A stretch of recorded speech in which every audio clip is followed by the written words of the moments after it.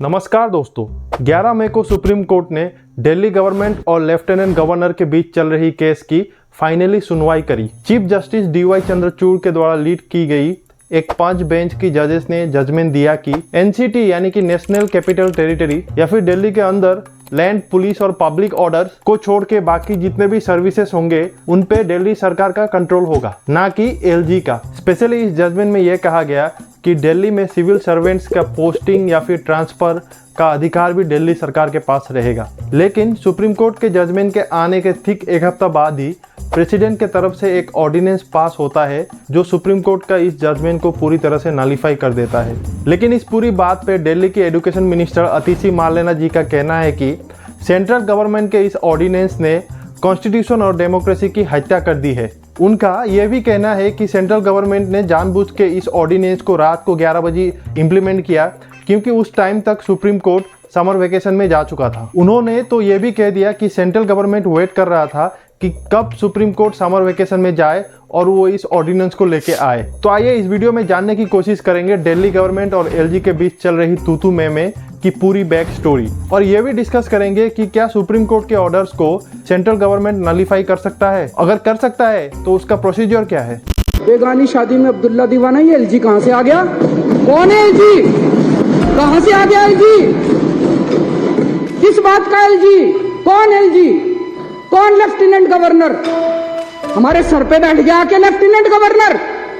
इससे पहले कि हम दिल्ली गवर्नमेंट वर्सेस एलजी के बारे में डिस्कस करें, हमें दिल्ली के कॉम्प्लिकेटेड हिस्ट्री को जानना जरूरी है क्योंकि दिल्ली बाकी स्टेट से अलग है। 1952 में दिल्ली एक स्टेट बना और इसमें पहली बार इलेक्शन करवाए गए जिसमें कांग्रेस जीत जाती है और चौधरी ब्रह्म प्रकाश यादव दिल्ली के पहले सीएम बने। लेकिन 1956 में स्टेट रीऑर्गेनाइजेशन एक्ट के तहत दिल्ली अपना स्टेटहुड खो देता है और एक यूनियन टेरिटरी बन जाता है। फिर काफी सालों तक दिल्ली में ऐसा ही चलता रहा। फिर 1991 में कांग्रेस ने 69 कॉन्स्टिट्यूशनल अमेंडमेंट किया और जीएनसीटीडी यानी कि government of national capital territory of Delhi के तहत दिल्ली को एक स्पेशल स्टेटस मिला। उसके बाद दिल्ली यूनियन टेरिटरी से नेशनल कैपिटल टेरिटरी बन गया। इस अमेंडमेंट के तहत यह डिसाइड किया गया कि दिल्ली में एक एलजी होगा, एक लेजिस्लेटिव असेंबली होगा और एक काउंसिल ऑफ मिनिस्टर्स होगा। जनता के द्वारा चुने गए सरकार हर मुद्दे पर कानून बना पाएंगे, चाहे वो स्टेट को लेकर हो या फिर कोई करंट मुद्दे पे लेके हो, 3 केसेस को छोड़कर, लैंड, पुलिस और पब्लिक ऑर्डर। इसके बाद 1993 में इलेक्शन हुआ जहां पे बीजेपी के मदन लाल खुराना वहां के सीएम बने। लेकिन ये सारी गड़बड़ी तब शुरू हुई जब 2014 में सेंटर में बीजेपी की सरकार आई और दिल्ली में आम आदमी पार्टी की सरकार आई। अभी कहने को तो 1991 अमेंडमेंट एक्ट के तहत ही एलजी का सेटअप हो गया था, लेकिन बहुत कम लोगों को एलजी के बारे में जानकारी थी। बहुत कम लोगों को पता था कि एलजी क्या होता है और करता क्या है। एलजी हाईलाइट में तब आया जब आम आदमी पार्टी ने आरोप लगाया कि एलजी दिल्ली गवर्नमेंट के काम के बीच में टांग अड़ा रहा है। 2015 में एलजी नजीब जंग ने कहा कि जो भी फाइल्स लैंड, पुलिस और पब्लिक ऑर्डर से रिलेटेड होंगे वो उन फाइलों को सीएम के पास सबमिट नहीं करेंगे क्योंकि ऐसा करने का अधिकार उनको 1991 एक्ट ने दिया है। फिर उसी साल अप्रैल को केजरीवाल सरकार ने एक 24/7 हेल्पलाइन नंबर 1031 खोली करप्शन के खिलाफ। फिर उस एंटी करप्शन ब्रांच में भी एलजी ने टांग अड़ाई और कहा कि एंटी करप्शन ब्रांच एलजी के अंडर आता है। अब देखा जाए तो ये बात भी सही है, लेकिन गड़बड़ ये हो जाती है कि जो anti corruption branch Delhi government के अंदर एफिशिएंटली काम कर रही थी वो एलजी के अंडर आते ही धीरे धीरे करके वो यूजलेस हो गई। 2015 में यूनियन होम मिनिस्ट्री ने सर्विस को लेके और एक नोटिफिकेशन जारी कर दिया जिसमें कहा गया कि कोई भी ब्यूरोक्रेट्स का ट्रांसफर और अपॉइंटमेंट एलजी के हाथों में होगा, ना कि स्टेट गवर्नमेंट के पास। अब सीधा सीधा देखा जाए तो ये भी 1991 एक्ट के अनुसार कॉन्स्टिट्यूशनल है। लेकिन इस रिफॉर्म को आप गहराई से देखोगे तो आपको पता चलेगा कि ये डेमोक्रेसी के खिलाफ है क्योंकि जिन पब्लिक ने अपना बहुमूल्य वोट देके अपना लीडर चुना है उन लीडर के पास ये हक होना चाहिए। लेकिन दिल्ली के केस में ये पावर एक ऐसे ऑफिशियल के पास है जिसको ना तो दिल्ली की जनता ने चुनी है ना तो दिल्ली की सरकार ने। तो इसी बात को 2016 में दिल्ली हाई कोर्ट में सुनवाई भी हुई, लेकिन रिजल्ट आया एलजी के पक्ष में। फिर आम आदमी पार्टी के नेताओं ने एलजी के रेसिडेंस के सामने जाके हंगर स्ट्राइक भी किया और सुप्रीम कोर्ट को भी अप्रोच किया। फिर 4 जुलाई 2018 में सुप्रीम कोर्ट अपना जजमेंट पास करता है कि लैंड, पुलिस और पब्लिक ऑर्डर के अलावा एलजी किसी भी मैटर में इंटरफेयर नहीं कर पाएगा। इस जजमेंट के बाद सबको लगने लगा कि दिल्ली अभी स्मूथली काम करेगा और फेडरलिज्म की एक अच्छी मिसाल बनेगी।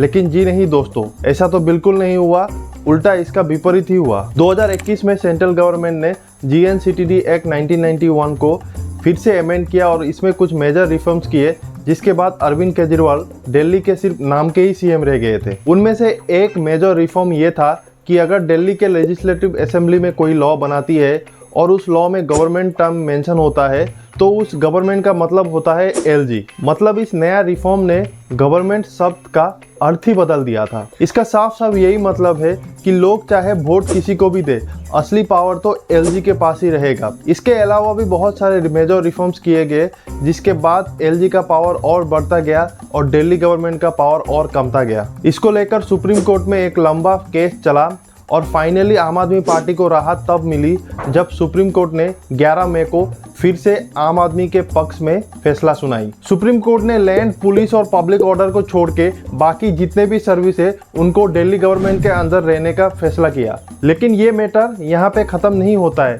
सुप्रीम कोर्ट के जजमेंट के ठीक एक हफ्ता बाद ही सेंट्रल गवर्नमेंट एक ऑर्डिनेंस पास करता है जो सुप्रीम कोर्ट की जजमेंट को पूरी तरह से नलीफाई यानी कि खारिज कर देता है। जैसे कि मैंने वीडियो का शुरुआत में कहा था, इंडियन पार्लियामेंट में 3 सेशन होते हैं। बजट सेशन जो कि फरवरी से लेकर मई तक होता है, मॉनसून सेशन जुलाई से लेकर सितंबर तक होता है और विंटर सेशन नवंबर और दिसंबर में होता है। इन सेशन के द्वारा लोकसभा और राज्यसभा मिलकर बिल पास करते हैं। लेकिन in the option of this session अगर कोई बिल पास करना है तो उसका अधिकार होता है प्रेसिडेंट के पास, और प्रेसिडेंट के द्वारा पास किया गया ऑर्डर या बिल को ही ऑर्डिनेंस कहा जाता है। हाल ही में जो ऑर्डिनेंस पास हुआ है वो भी कुछ इसी तरह से पास हुआ था। इस ऑर्डिनेंस के अंदर क्या लिखा है ये भी आपको जानना जरूरी है। वैसे तो ये 10 पेज का एक PDF है, लेकिन इसमें जो मेन पॉइंट्स है वो आपको मैं बता देता हूँ। पेज 2 में लिखा है दिल्ली में बहुत सारे नेशनल और इंटरनेशनल इंस्टीट्यूशन है, जैसे कि president office, parliament, supreme court और फॉरेन एम्बेसीज। इसीलिए यहाँ पे highest standard of governance maintain करना बहुत जरूरी है। और ऐसे में अगर कैपिटल के अंदर कोई भी डिसीजन लिया जाता है या फिर कोई भी इवेंट होता है तो ये सिर्फ दिल्ली को नहीं बल्कि पूरे देश को इफेक्ट करेगा।